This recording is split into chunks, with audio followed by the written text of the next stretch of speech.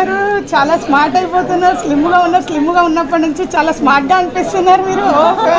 ఇవే తగ్గించుకుంటే మంచిది. ఏదో తేడాగా ఉంది.